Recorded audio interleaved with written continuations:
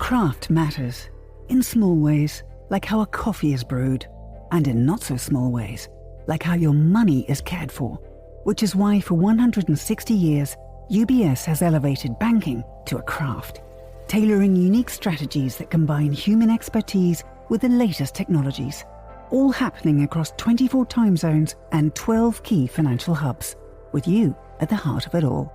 UBS. Advice is our craft.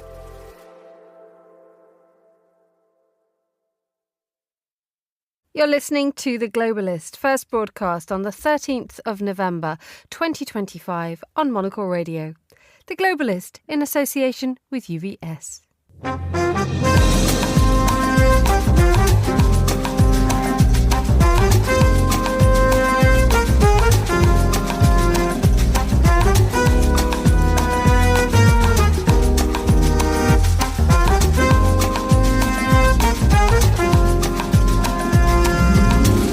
Live from London, this is The Globalist with me, Emma Nelson. A very warm welcome to today's programme. Coming up. If we, as a republic, as a people, must go to armed struggle to defend the sacred heritage of the liberators, we must be ready to win. The arrival of the US biggest warship prompts Venezuela to mobilise, as we've just been hearing there from President Maduro. Meanwhile, the UK stops sharing some intelligence with Washington. What is about to happen? Also ahead, in the next 60 minutes, Serbians protest against a scheme to transfer an emblem of the NATO bombing of 1999 into a luxury hotel backed by Donald Trump's son-in-law. We'll explore why the plans have got this far. We'll hear the latest on the Netherlands' efforts to build a government as the main players are handed a deadline to get the job done. And who is entitled to seeing works of art, and who is entitled to collect that work? And most importantly, who's entitled to create that work? Why is New York graffiti being welcomed here in London, however? Plus a look at the papers too. That's all coming up on The Globalist, live from London.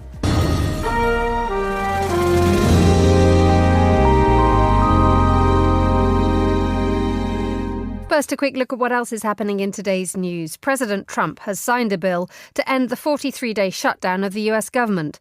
The White House has accused Democrats of pushing a fake narrative after they released emails suggesting Donald Trump was aware of sexual abuse by the convicted paedophile Jeffrey Epstein. And prosecutors in Milan have opened an investigation into claims that people paid to travel to Bosnia during the war in the 1990s to kill civilians for fun. Stay tuned to Monocle Radio throughout the day for more on those stories. But first, just how much the US administration is pressuring the government of Venezuela can arguably be summed up by the arrival of America's biggest warship in the Caribbean waters. The USS Gerald R. Ford is in waters of Latin America, joining an already significant build-up of maritime forces in the region. What the US wants from Caracas isn't exactly clear, but the Venezuelan authorities aren't taking any chances, and the government says it's preparing its forces for invasion or attack. Well, I'm joined now in the studio by Antonio Sampaio, who's an expert on Latin American politics and security, and down the line from Zurich by Gorana Grgic, who's Monocle's security correspondent. Good morning to you both. Antonio, if I can begin with you, do we know what Donald Trump wants? I think that it is, first of all, very difficult to anticipate what Donald Trump wants, especially in terms of foreign policy. But I think that the strike group that he's sending and the build-up of forces first has a signal, a propaganda effect, especially for his internal American audience, of being tough on drugs. I think that is an important flag, an important issue for his administration. And the drug route from Venezuela joins two important things for him. One is the being tough on drugs and cracking down allegedly on drug trafficking boats. And second, damaging Nicolás Maduro and the sort of socialist left-wing regime in Venezuela. And second, I think that with this latest arrival of this strike group, the intention is also to have a careful, sort of a managed escalation of the situation and start striking ground targets in Venezuela, which he hasn't done so far. He has done 19 strikes against boats, but so far hasn't struck with missiles ground targets in Venezuela. And I think that's what he's going to do next. Are you in agreement with this, Guerrilla, that there is going to be what Antonio has described a managed escalation?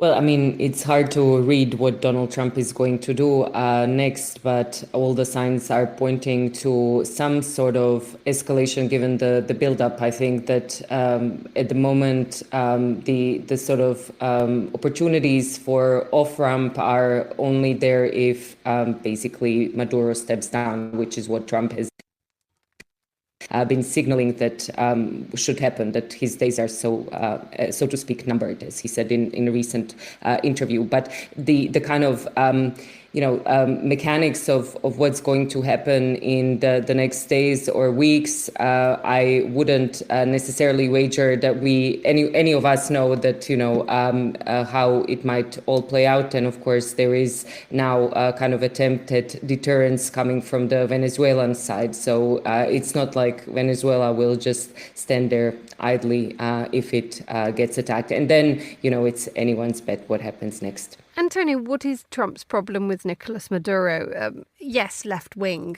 but an authoritarian strongman is usually well-liked in Trump's world. I think that the combination of the strong socialist agenda, long-standing socialist ideology that guides the Venezuelan regime is behind Trump's animosity with Maduro, and also the anti-U.S.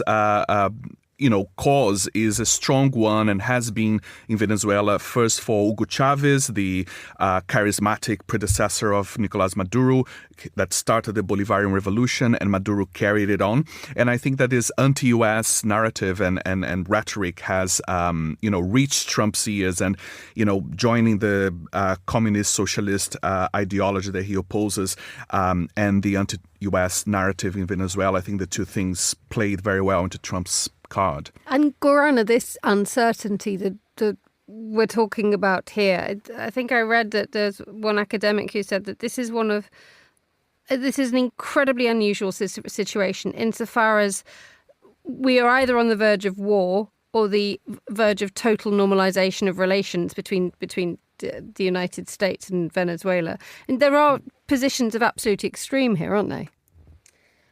Well, I would just take a step back and say that this is basically what's been the case with Trump's foreign policy in general now in the kind of totality of the first year of the second term, because the spectrum of possible outcomes, if you think about U.S. relations, for instance, in the context of strategic competition with China, it can be anywhere from kind of tacit collusion to outright confrontation. So I don't think that this is sort of out of the ordinary of this whole, again, performative uncertainty and uncertainty for uncertainty's sake. But there is something here that I would say is maybe more specific to the Western Hemisphere, where we've seen this kind of neo-Monroe doctrine type of approach where the United States really wants to assert its position in its own region. And then there are various speculations now. We've heard already what the kind of motivations might be in terms of just, what makes U.S. so antagonistic towards this particular regime in Venezuela, but also how it fits the broader international security kind of interactions and kind of relations between the United States and various other powers, where the United States wants to signal that it really is the sort of boss in its own neighborhood. But the way that it's doing it, I'm not sure that it's sending all the right signals at the moment in terms of how it's using its resources and the way that it's behaving to signal to its competitors and adversaries. Gorana, staying with you, one of the results or something that has happened in the last few days is the United Kingdom's government stopping the sharing of some intelligence with the United States. Do you know what they've put a block on now, and have they given a reason why? Well, London has quietly pulled back. This was a story that was broken by CNN just yesterday, and then we've heard a lot of different additional reports from The Guardian to The Time magazine, Newsweek, and so on. But basically, what we know so far that London is pulling back on sharing of certain intelligence out of fear that it could be used basically to further engage in these strikes that the United States has already was said by your other guest that the US has been conducting basically since September, and this is out of speculation now, of course, over concerns that all of this violates international law and amounts to extrajudicial killings. I would say this is a huge deal, actually, given the fact that US and UK have this special relationship also in the context of Washington's Five Eyes partners, where UK is one, along with Canada, Australia, and New Zealand, a part of this most exclusive intelligence sharing club. And it does set a kind of precedent and a signal to other allies in terms of how they go about intelligence sharing. We know already that Colombia's president has also gone further, ordering his country's security forces to stop sharing intelligence with United States until all attacks stop. And even before all of this, Netherlands has been also withdrawing some of its intelligence sharing. And again, to kind of put it into perspective, we've had these conversations in the context of NATO and the willingness of other allies to share intelligence with the Trump administration basically since the beginning of this year. Yeah, I agree, and the strikes on the boats off the coast of Venezuela are causing severe damage to the U.S. image and relations with the countries in South America. Trump has also taken unprecedented steps of downgrading and reducing and cutting aid and security aid and development aid to Colombia, which is a long-standing ally of the U.S. and a very important intelligence and operational ally in the fight against cocaine trafficking, cocaine production. So this is doing severe damage to the ability of the U.S. to cut cocaine production and trafficking. And finally, just staying with you, Antonio, for a brief question about Nicolas Maduro himself. He's in power since 2013. The regime universally condemned from the outside in terms of the way that he's treated his people. But would something like this, would military action against Venezuela on the ground actually help Maduro's cause? I think to some extent it would play on his ideology, ideological messaging that the U.S. is imperialistic and would confirm the views that, he has to unite the country and the opposition needs to be further crushed or silenced to allow for the defense of the nation. The big question is to what extent, what targets will Venezuela strike, will the U.S. strike in Venezuela? Because there's a possibility that they will only strike alleged drug trafficking targets and cartel targets. But if it strikes government assets, it is really unknown what effect it will have in terms of destabilizing the regime or strengthening the regime. Antonio Sampaio in the studio with me and Gorana Gergic in Zurich. Thank you both so much for joining us on The Globalist.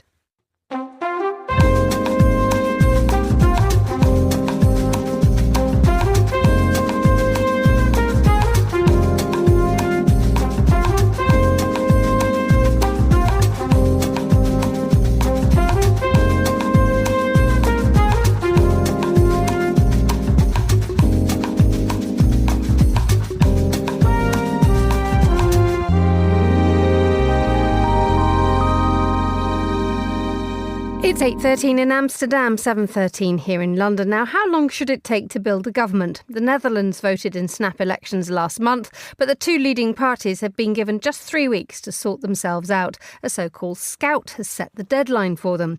Well, Shanae Boschtash is a Netherlands-based journalist joining us now from Amsterdam. Good morning, Shanae. Good morning. So who has been told what in terms of what they need to do? Well, they've decided to take a slightly different approach because, like some other countries, we've seen the support for different parties fragment an awful lot in recent years, which has meant a series of very unstable cabinets that fall very quickly. So the Verkenner, the Scout, has said to the two parties who haven't objected to forming coalition with anybody else and who haven't been objected to get together, put their heads together, take 3 weeks to write a kind of core basis for the plans that they agree on to take the country forward. And then on the basis of that report, they can look for other partners who would lend support one way or the other. Why set a deadline, though? To try to make it as quick as possible. I mean, there is a need for things to happen in the Netherlands, especially with problems like our housing shortage and our problems with pollution and the issues around migration and what should happen with that, which some people are concerned about. So the idea is that if these parties get together and at least agree on what they do agree on, then it's a better start than arguing for 10 months, as has happened in the past. So how many of these groups are gathering together? Who are the main players are? And you mentioned there the idea that people will find things to agree on. Where are the areas of consensus? So the two parties we've got who are going to be doing this are D66, which is our kind of liberal Democrat progressive party headed by Rob Yetten, who it looks in all likelihood to be the next prime minister. And the other party is the Christian Democrats, the CDA, which has a very sensible leader who promoted himself on a message of common decency and being an adult and trying to solve problems, Henry Bontebal. And they are both centrist parties, so they do already agree on quite a lot. D66 is slightly to the left, CDA is slightly to the right, but both of the leaders have said in the next government we need to make compromises. They've both talked about a left-right kind of coalition. They do agree on, for instance, prioritising looking at labour migration as a way to control population growth in the Netherlands, which seems logical because it's the largest source of migration. They want to do things like make it easier to share houses and split houses in order to solve some of the housing shortage. So they've already got quite a lot in common. There are, last time I looked, about 27 parties representative in the House of Representatives. Correct me if I'm wrong there, but that seems to be a very large number of different voices who need to be unified. Oh, yeah, blink and you miss them, actually. It goes up and down because when people split from their party, then they then become an independent and get counted as a separate party. So, yes, there's a lot of parties here. But what they would need is at least 75 seats, at least 76 seats to have a majority in the lower chamber and 38 to have a majority in the Senate. They together have got 44. So actually, there's not so many more seats they would need for a majority government. And some people have even been talking about could they manage it with a minority government if they'd had already hammered in support for different measures with different parties. Tell us a little bit about what other countries whose politics have been paralysed for whatever reason, what do you think that they could learn with the way that the Netherlands is going about things? Don't copy us. It's a bit early to say that. Some people have been talking about the example of Belgium, which is obviously our close neighbour, and Denmark has had reasonably successful minority governments. So it can happen. The Dutch have been known through history for their ability to what they call polder, which is work together even when they hate their neighbours to keep the water out, because we're so low that if we don't keep the water out, we don't have a country. So I think a lot of people are just hoping the Dutch rediscover that skill in themselves. Shania Boschhuis, thank you so much for joining us on the line from Amsterdam. You're listening to The Globalist with me, Emma Nelson. Still to come on today's programme. Yes, we've been growing the fastest growing destination for the past 6 years, but we haven't started. We really haven't. I say this with confidence because 3 of the fundamental pillars of tourism growth. Number 1, the destinations. They say build it and they'll come. They haven't opened that scale. Why Saudi Arabia is still dominating when it comes to pushing tourism. Stay with us. Craft is a matter of perspective, a unique outlook, an obsessive attention to detail. With UBS's Chief Investment Office Houseview, we're focused on identifying the latest investment opportunities and market risks to help you achieve your financial goals, so you get the big picture broken down into thought-provoking insights. Delivered daily and curated by over 200 globally connected, locally active analysts. UBS. Banking is our craft.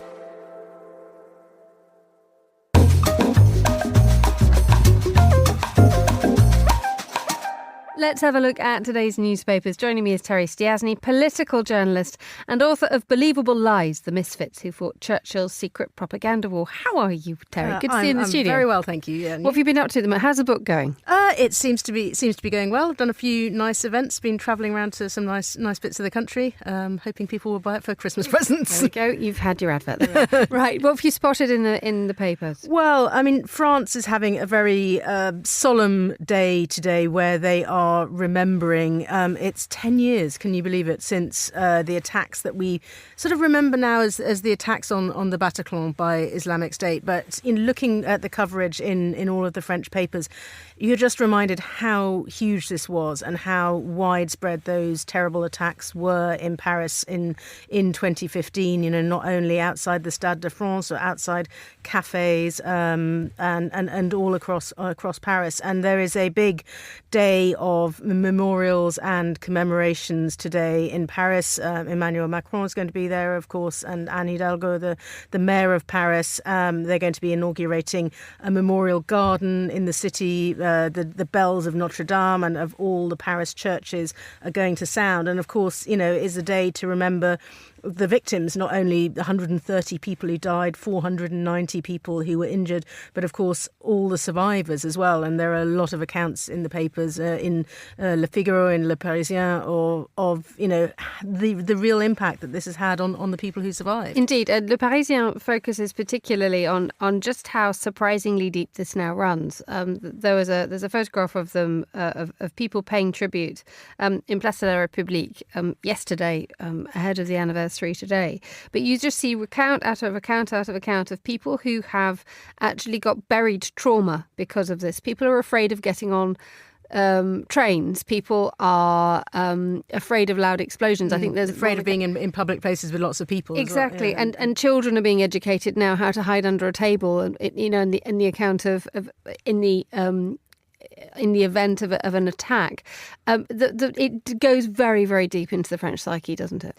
It does. And I think it was one of those incidents where even if you were not French or not living in France, you know, you did see a big sort of upsurge of people having solidarity with France. I mean, you know, and people sort of wanting to support it. And because I think, you know, so many people, even, you know, if you know Paris even a little bit, or if you could imagine what it might have been like to be there. But obviously, you know, for people who were there, you know, even as you say, you know, the effects on their children and what they warn them about things. So it's been a very, very long-lasting impact that was felt around the world. Okay, let's move on to a story that's been bubbling around for about 12, 13 hours now, which is the Democrats have released emails suggesting that Donald Trump knew that Jeffrey Epstein was a paedophile and was a sex offender.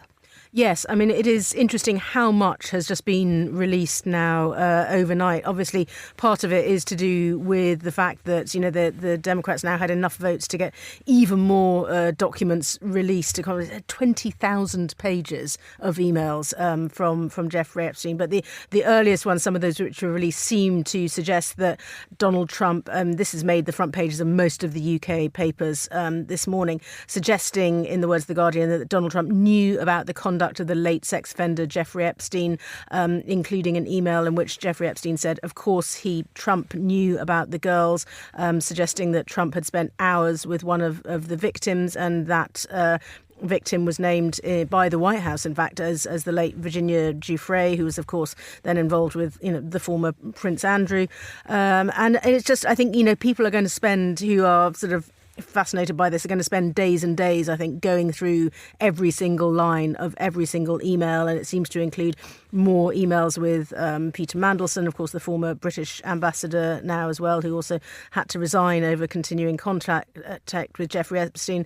And I just wonder, you know, the sheer volume of the level of these emails, I don't know, you know, will this just be a sort of an overwhelm, that there'll be so many people involved in it and so many suggestions that it's almost impossible to kind of follow everything up, or, you know, and Donald Trump still, the White House saying, well, this doesn't mean anything. It doesn't tell us anything more, and saying both that it's fake news and that he did meet this person. It's contradictory lines coming out of the White House. Indeed, the White House saying that the person that Trump spent a lot of time with was Virginia Giuffre, the late victim of sex trafficking by Jeffrey Epstein, who has always maintained that Donald Trump had nothing to do with the abuse. The trouble is that both Epstein and Giuffre are now dead. They're not with us to sort of clarify anything. But I think it's even the Daily Mail, which likes to go very deep on this, talks about how Jeffrey Epstein says, I could take Trump down, and talks about him as the dog who hasn't barked. There's clearly, by the end of it, no love lost between the two. No, I mean, and Jeffrey Epstein was also making, nastier comments about, Trump describing him as nuts, and also said, but, just this absolute screed. And it's just fascinating, the number of people that he was in contact with. And I think, this is clearly not going to go away. But the more people want to see released, the more questions there still are, which, as to who was in contact with Jeffrey Epstein and what they knew about what he was doing. Let's finally touch on a very real problem in Japan, which is a surge in bear attacks, given the fact that I think it's to do with the migrating population going into cities. Bears are going in and are being emboldened by the fact that places are a little bit emptier now. We've covered this quite a lot on Monocle Radio, but The Guardian has a brilliant article about how this has all gone a bit funny due to AI. Yes, this is kind of an interesting exercise in popular psychology, I think. And yes, the Guardian article here talks about one of the reasons it's poor crops of acorns and beech nuts, apparently, which means that bears don't have their usual diet and they're coming into the cities to look for food. The kind of thing that we see in the States quite often, and people are worried about what to do if you spot a bear. But some of these bears are apparently not real, because there's a torrent of AI-generated videos which apparently claim to show people in close encounters with bears. And for instance, here there's a screenshot of one where there's an old lady seeming to fight a bear off with a stick. But these are totally fake bears. So fake news bears. These are AI-generated bears. One's destroying solar panels, making off with a pet dog. But the trouble is, of course, that, when people can't tell the difference between what's AI and what's not, it exacerbates the panic. And so people are already scared about the bears coming near to them. But then seeing a video of one running off with your pet dog or something, not surprisingly, makes people even more terrified. And indeed, from the outside, these videos are quite funny. But really, they're absolutely not funny at all, because what they're doing is they are, I think there's quite a lot of people, obviously the ones of people running away from bears, but there are some actually feeding bears. Now, this is something that actually the authorities are trying to stop happening, isn't it? Well, yes, exactly, because, people might think, there's I don't know if you would think, there's a nice bear, don't you? And a professor at Tokyo University of Agriculture and Technology has had to explain this in terms, saying feeding a bear is extremely dangerous and could not result in them no longer fearing humans. And 13 people have died in bear attacks this year, and more than 100 people have been injured. So, do not feed the bears. Do not feed the trolls by spreading fake bear news. Indeed, and it's now being borne out by the fact that, you said that 13 people have died, which is a lot, but it is actually disrupting daily life in regions. I think it's in the north, isn't it, that they've stopped the postal service in some areas? Yes, they've had to suspend collections and deliveries in part of Akita prefecture, where the self-defence forces have been deployed, and even telecom engineers have been a bit worried about this because they have to go into the mountains to go and repair communications towers, and they're saying that they don't want to do that because of the bears. Terry Stiasny, thank you so much for joining us on Monocle Radio. You're listening to The Globalist.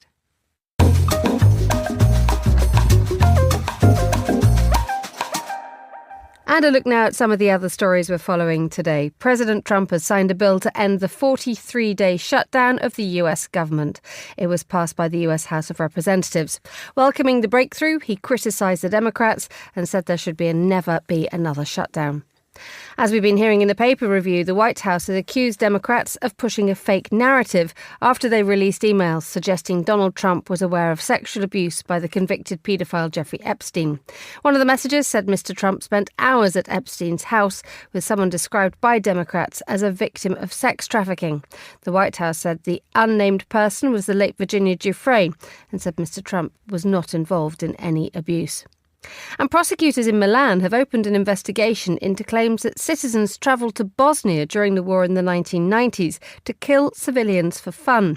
Evidence has emerged of so-called sniper tourism, when wealthy Italians, Russians and Americans travelled to the besieged city of Sarajevo and took up sniper positions of the Bosnian Serbs. And those are the headlines on Monocle Radio.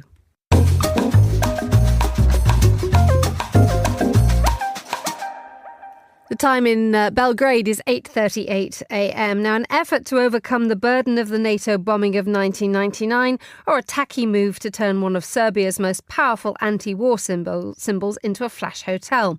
Last week, the Serbian parliament passed a law which allows Donald Trump's son-in-law, Jared Kushner, to develop the site of the former Yugoslav army's headquarters in Belgrade. He wants to turn it into a luxury hotel and apartments. Well, the location is seen by some as untouchable, a reminder of the NATO bombing of the site in 1999.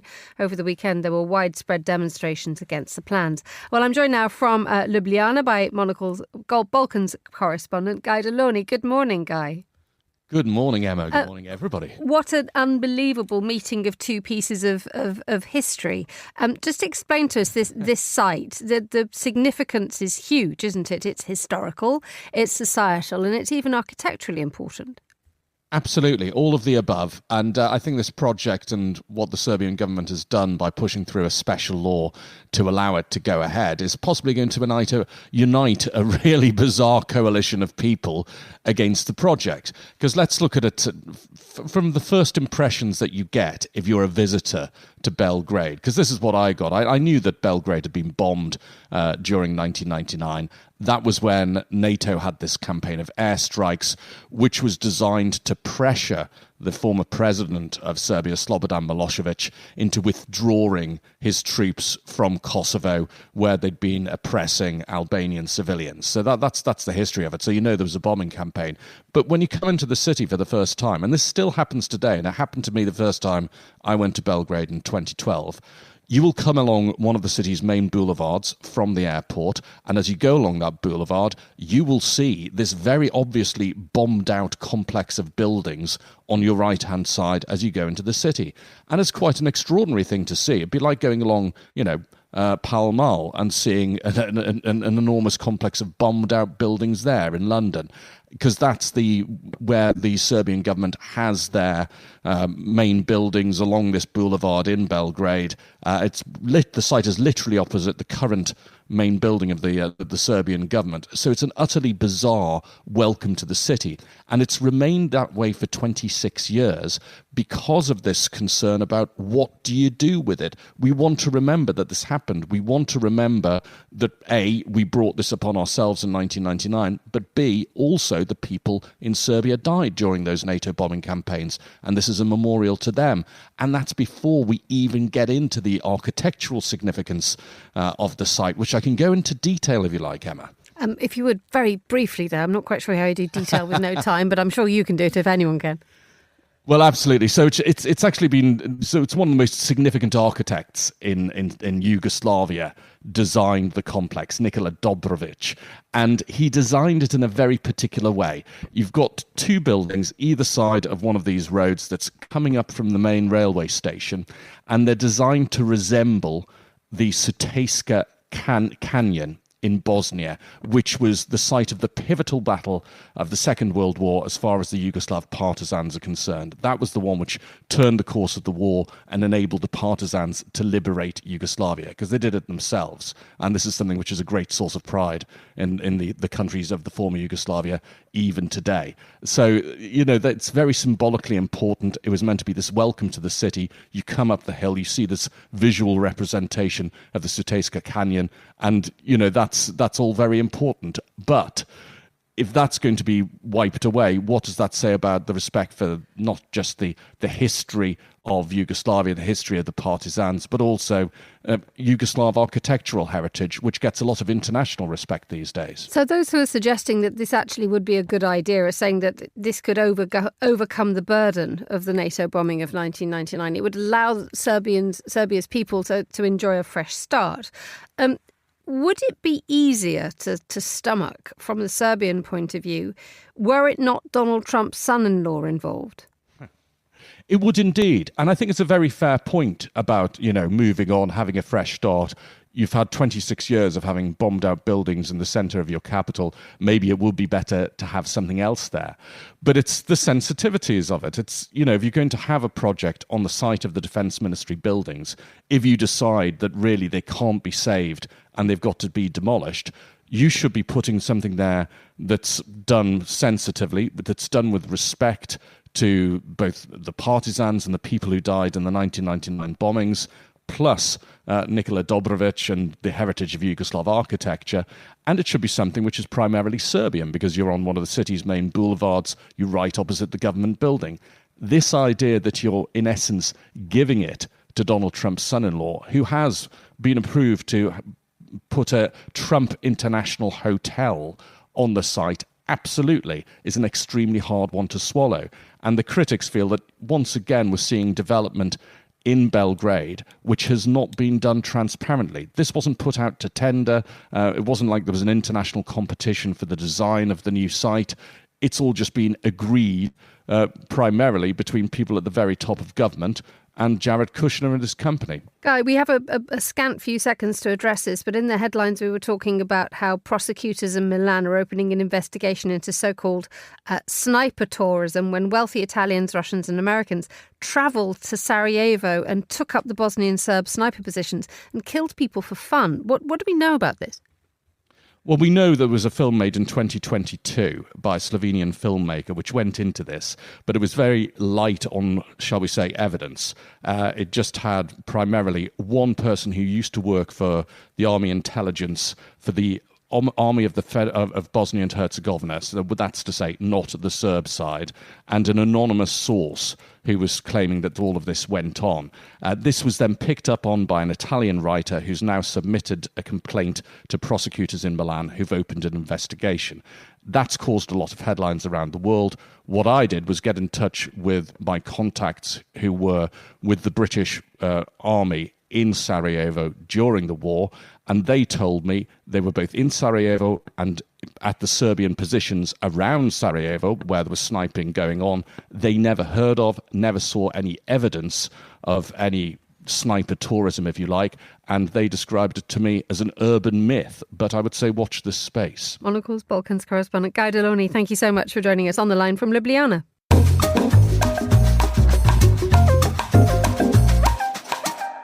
Now, a few years ago, when Saudi Arabia first opened its doors to leisure tourism as opposed to the religious tourism of the Hajj, a bar was set to welcome 100 million visitors per year by 2030. Well, very quickly that goal was reached, and very quickly the target was revised up to 150 million visitors by 2030. But how can it be done successfully?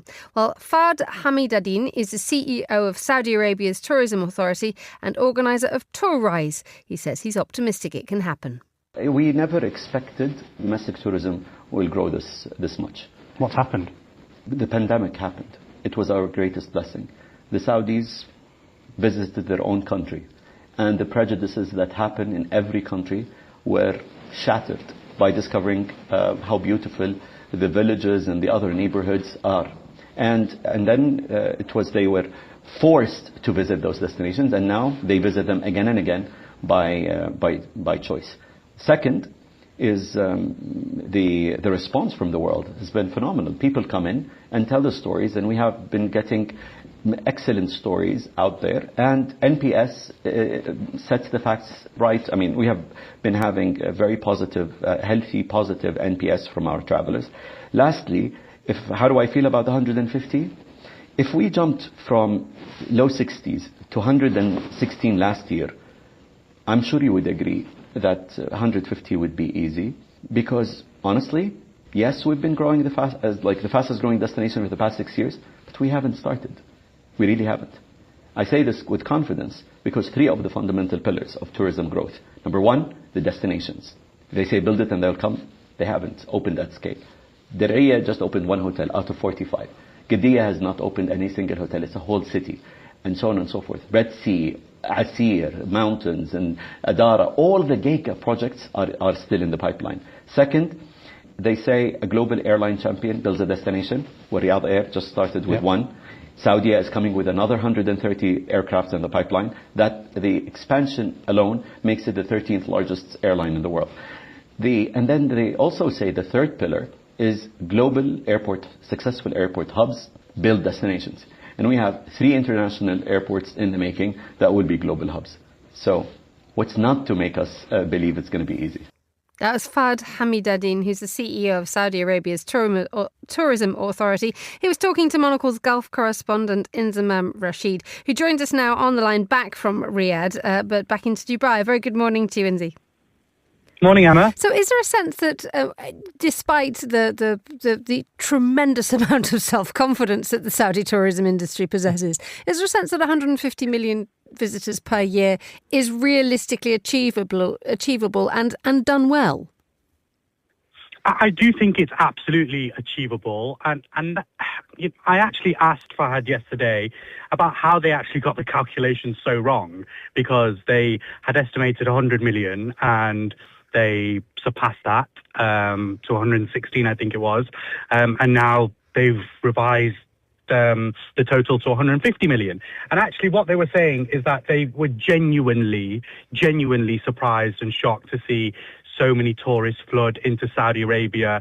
And I think that's down to the incredible offerings the country has, from incredible cities that they're developing at fast pace, but also there's a huge amount of natural beauty in Saudi Arabia, which is really untouched and also unheard of as well. And I think even a lot of the locals, particularly in Saudi and the wider GCC countries, are probably experiencing now. They've never really heard of areas like Al Ula before until recent years. And so I think, in this day and age of posting everything on Instagram and people spreading the word, I think it's got the word out there, and that's why the Saudis have realized that they've got this treasure in their own country, and so they need to develop. And so this target of 150 million, I think, is very realistic. But it is, to your question, about doing it well and doing actually all that natural beauty some justice by providing proper tourism. And I think Saudi are throwing they are actually throwing a lot of cash to these projects, to these huge giga projects. Some of them are backscaling, some of them are being reviewed and revised, and perhaps they don't have as much money as they once intended for them. But I do still believe they will create a proper product. And what Tourise, this event that I was at yesterday in Riyadh, actually did is they brought all of these organizations that you wouldn't usually actually get at a kind of tourism conference. So from the world of technology, even banking were there, as well as the hospitality sector, as well as the tourism sectors from all over the world, and actually brought them all under one roof to see how they can work better collaboratively in order to create a better tourism experience for people who want to come to a place like Saudi. But what was really important and quite striking that I found yesterday, and I've been to a lot of these conferences, is that this wasn't about just creating Saudi as a destination and to get 150 million tourists there, but in fact, it was Saudi Arabia showing that they want to set the global travel itinerary. They want to lead when it comes to global tourism. And that was the message that they've really been trying to push through this inaugural conference. Leading with global tourism assumes that you're going to get a lot of international visitors. I mean, as we heard from Fahd Hamidaddin, the great surprise came from the domestic tourist market who realised the beauty of their own country. But when you have a global tourist market, you want to work out where they are, first of all, coming from. And secondly, the cultural differences in Saudi Arabia are not something that are often mentioned about. The fact that, if you jump on a plane, run by Saudia, that plane is going to be dry. You can't get a gin and tonic. Or if you're going to go down to the beach, you have to dress modestly. You can't hold hands. How is Saudi addressing the sort of cultural expectations that many Westerners, at least, have when they go on holiday? Yeah, I think Saudi are very much of the thought that, well, look, in our country, they are the rules, and if you want to come and visit us, then you have to follow those rules and abide by them. And I think they very much got that mindset that is the way it is. But we are willing to adapt. We are willing to be more welcoming by perhaps loosening the rules slightly, just being a bit more kind of open arms, particularly to Western tourists. And we've seen that even when I travel there from the UAE, it feels a lot more open. It feels a lot more welcoming as well. We know, for a long time, there's been the issue about kind of women and not being able to drive in the country. They, of course, allowed that to happen recently. When you turn up to Saudi as well, you don't have to wear the abaya, the kind of the covering through the airport and into Riyadh.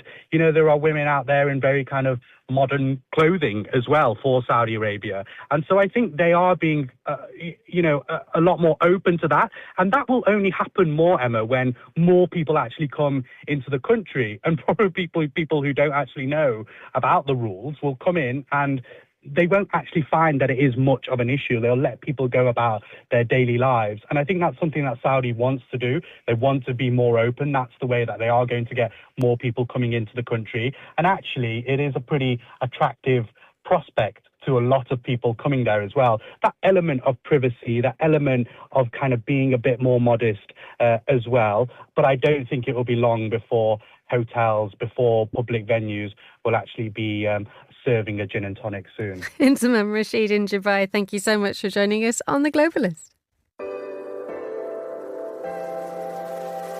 IQ, EQ, and AI.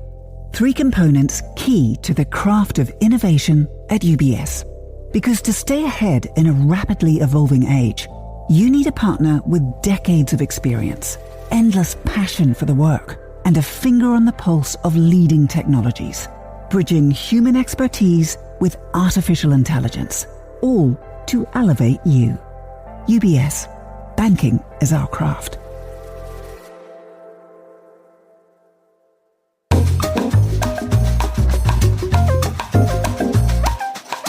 News from the automotive industry now, from Japan in particular. I'm joined now from Tokyo by Hans Greimel. He's the Asia editor of Automotive News. Good afternoon, Hans.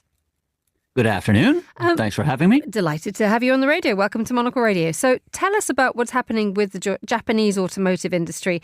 All eyes have been on it as a direct result of the tariff problems with the United States. Right. Well, we just had the first half earnings season wrap up here in Japan. And it was not especially good news for them. They suffered a huge impact from the tariffs in their fiscal first half, which runs from April through September. Almost $10 million impact across the board here. And that's just the first half. They expect maybe a little bit better improving situation in the second half because of the dial down in the tariff rate. They were charged at 27.5% in the first half, and then the second half, the negotiated 15% rate will take effect. So they have that to look forward to, but it's still a big weight on their earnings. And it's dialing down, and the fact that it has actually eaten into their earnings is obviously a profoundly unpredictable situation for the major companies. I mean, how are the big car makers responding to all this? Well, you're right. I think they are in a more comfortable position now because the tariffs seem to be settled, and they call this now the new normal. That gives them at least something to plan with and to prepare for. So the air of uncertainty that they faced maybe 3 months ago is lifted. But you're right. They still have to deal with cost cutting, and they're dealing with it a couple of different ways. One is just raw cost cutting. Another is moving more production to the United States. Another method is raising prices. So there are all different kinds of a patchwork, if you will, of different kinds of approaches that they're taking here. The tariffs aren't just one headache for Japanese car makers. Honda is having a terrible time at the moment, given the fact that it's not only having to battle the tariffs, but it's also having to try to embrace the world of electric vehicles. And where are the Japanese with this at the moment? The Chinese have run far ahead with it. Honda isn't doing so well. Well, that's correct. Honda was pretty much alone among the Japanese automakers in betting big time on the future of electric vehicles. It was the one that proclaimed it would a timeline, the only one to proclaim a timeline for phasing out internal combustion, and it bet billions and billions of dollars in building EV production hubs in the United States and in Canada. And then that's now all kind of falling apart because of the slowdown in electric vehicle demand and, of course, the unwinding and phasing out of tax incentives to buy EVs. So now it's kind of left holding the bag, and it's now having to take down huge write-downs for these investments that look premature in retrospect. Tell us about the wider landscape for electric vehicles in Japan. How are Japanese automakers actually adapting to all this? Well, Japanese automakers in general, the industry here is very, they call it the multi-pathway approach. They don't put all their eggs in one basket. They try to focus on a variety of different electrification strategies that really focus heavily on hybrid drive trains. That means an internal combustion engine, an old-fashioned gasoline engine, paired with an electric motor, so that you get the best of both worlds. You don't have to plug in. You can go to a normal gasoline station to fill up, but yet it's more efficient than the old-fashioned gasoline car. So that's the approach that most Japanese are taking, and it seems to be paying off now as the electric car boom slows down. Finally, let's talk about Nissan. It sold its headquarters. That's right. It sold its headquarters here. It's going to lease it back at on a 20-year lease, but that is part of their radical, if you will, cost-cutting and asset sales approach. They are in the middle of a kind of a radical rework of their operations under a midterm plan that's trying to get them out from under heavy losses and rekindle growth. And that is part of that plan is closing 7 plants worldwide, so 7 of 17, so that they'll have only 10 left. So far, they've announced 6 of those plants, and there's 1 left to be announced. So it's having, again, like Honda is having a very bad time. How does it try to go about reviving and rebuilding its business here? Because once you've sold your global headquarters, it's gone. You can't have it back. But closing down factories also is removing vital global footprint. That's right, but they have way more factory space and factory firepower, if you will, than they have for sales. And all that extra unused factory space it basically is causing big headaches and big losses and big overhead. So in the short term, what they want to do is clear that out, and so that they have the production capacity that more matches their more meager, if you will, sales volume, and thus make it more profitable. Hans Greimel on the line from Tokyo, Asia editor from Automotive News. Thank you so much for joining me on The Globalist.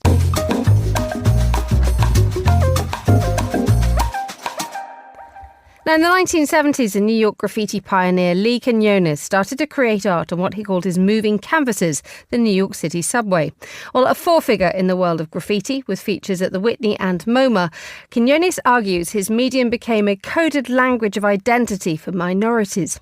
Well, today Quinones has brought a landmark solo exhibit, America is Outside, Overseas, to London's Woodbury House.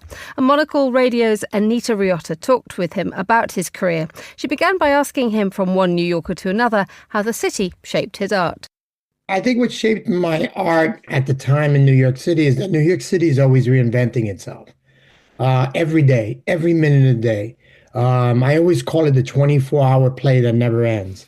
Because there's all these actors, supporting actors, co-conspirators, directors, producers, all in society. And there's always some sense of we're in the center stage and we need to express that moment. And I think New York at that time, being such an austere, challenged place, was in transition. It was burnt, some places down to the ground, and revitalizing itself in some way. The obvious answer to your first question is like, of course, the visuals was the first thing that I saw as a antidote, a prescription to address the issues at hand. And, when a child or a young person wakes up to a dysfunctional, disinvested environment, they start to question, what's this about? Against all the other, dandy stories that people tell you that life is. And then you compare that to real life and you start to say, there's something happening here, but you don't know what it is. I've also been trying to think about first starting to create art on trains. Obviously, I saw somewhere that you've described it as a moving canvas. What does it mean to create art in a space that will probably be seen by people who maybe then don't get to go to a gallery, get to go to a museum? Does that influence how you think about your viewer? If it's, someone who hasn't necessarily chosen to interact with art, but now will interact with yours? Yeah, sure. I mean, at that time, creating work on vessels that moved from one space to the other, addressed the question, who is entitled to seeing works of art, and who's entitled to collect that work? And most importantly, who's entitled to create that work under any under very, very, by any means necessary in some cases, but under the circumstances of the time where the natural thing for humans to do is to express themselves, especially in challenging times. They need to express, whether it's through the written word or through all the genres of art come into play when people feel that they need to express and purge a message. And, it was an ingenious conceptual idea to actually create works of art. And that's the way I looked at it. I'm sure some of my contemporaries did as well, but we didn't have no direction. We didn't have a roadmap. There wasn't necessarily a manifesto directing us in the directions, because at the time, you have to remember, all of New York was in flux. I wanted to ask you about that because, here on Monocle Radio, we obviously talk about these rising geopolitical tensions very often, and it's something that you have engaged with throughout your career. But how do you see the relationship between art and activism today? I think, in general, the change is not much different. I think the act of making art is rebellious. It's political in its own way, because you're addressing things that people may not be thinking of. So I think that art should reflect, be a mirror for the times. And sometimes we may walk away and have decorative art and art that kind of, even if it's abstract or minimal, that it may still have a message in that because it jerks you to have a feeling. And then you have figurative art, or even the written word and poetry and art that actually really address. And I think poetry and figurative art go hand in hand, but they address the same issues in different ways. You can paint a picture with words, you can make words into a picture. And that was the artist Lee Quinones talking to Anita Riotta. You can catch his exhibit America is Outside at London's Woodbury House until November the 27th. And that's all the time we have for today's programme. The warmest of thanks to all my guests and to the producers, Anita Riotta and Chris Chermak. Our researcher was Joanna Moser and our studio manager was Elliot Greenfield. After the headlines, more music on the way. The briefing's live at midday here in London. We'll be hearing about the latest edition of Confect magazine, and Fernanda Augusta Pacheco will be doing a Divas of Belém special to celebrate COP30 in Brazil. The Globalist is back at the same time tomorrow. I hope you can join me for that if you can. But for now, from me, Emma Nelson, goodbye. Thank you very much for listening.